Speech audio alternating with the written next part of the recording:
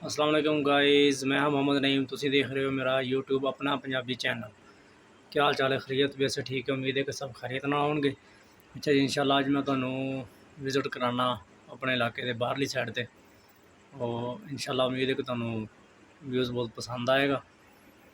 और पसंद आवे तो मेरे चैनल नूं सबसक्राइब करो, वीडियो अच्छी लगे तो लाइक करो, शेयर करो। तो चलते हैं अपने व्लॉग की तरफ।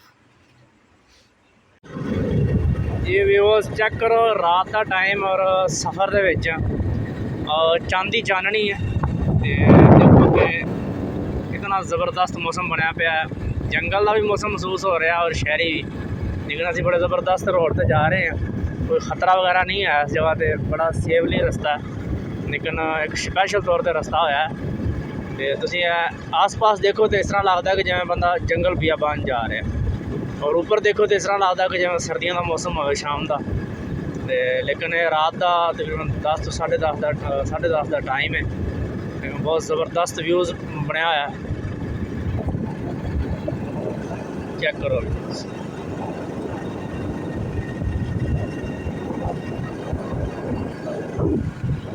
चेक करो व्यूअर्स, अगर इस जगह तो दिन का सफ़र किया जाए तो दिन का अपना ही नज़ारा है।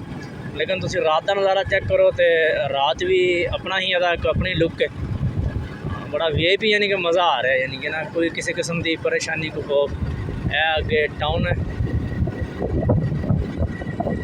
और चांदी चाननी तुसीं चेक करो रात का टाइम। वैसे अमूमन तौर बंदा किते इस जगह से निकले तो बंदे बड़ा खौफ आता है, क्योंकि इस तरह लगता है कि जिवें जंगल है। लेकिन बहुत ज़बरदस्त और सेफली रस्ता है, यानी कि सिक्योरिटी के लिहाज कोई किसी किस्म का खतरा नहीं है इस जगह पर।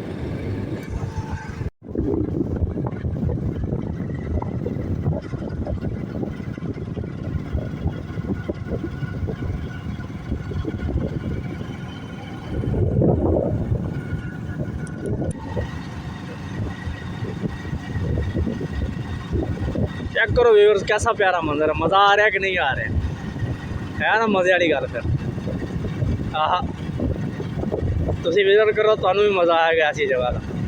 जिला रहीम यार खान एयरपोर्ट रोड।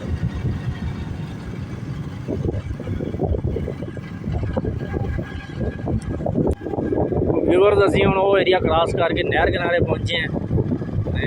नहर किनारे का माहौल देखो कि कैसा प्यारा है। और इंतज़ामिया ने भी देखो कि बहुत ज़बरदस्त इंतज़ाम किया है। नहर के नाल नाल यानी कि फुटपाथ बनाया, फुटपाथ के नाल बैरिकेशन की हुई, जंगला यानी कि लगाया है।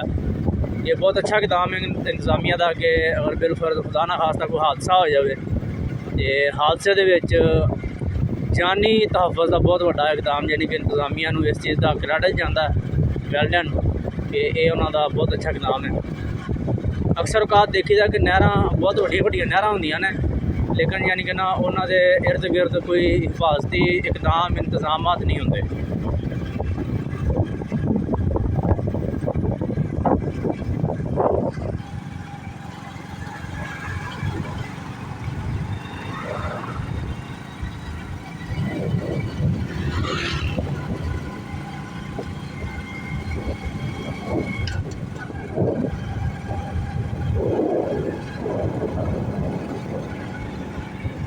जी गाइस, फाइनली घर पहुंच चुके हैं।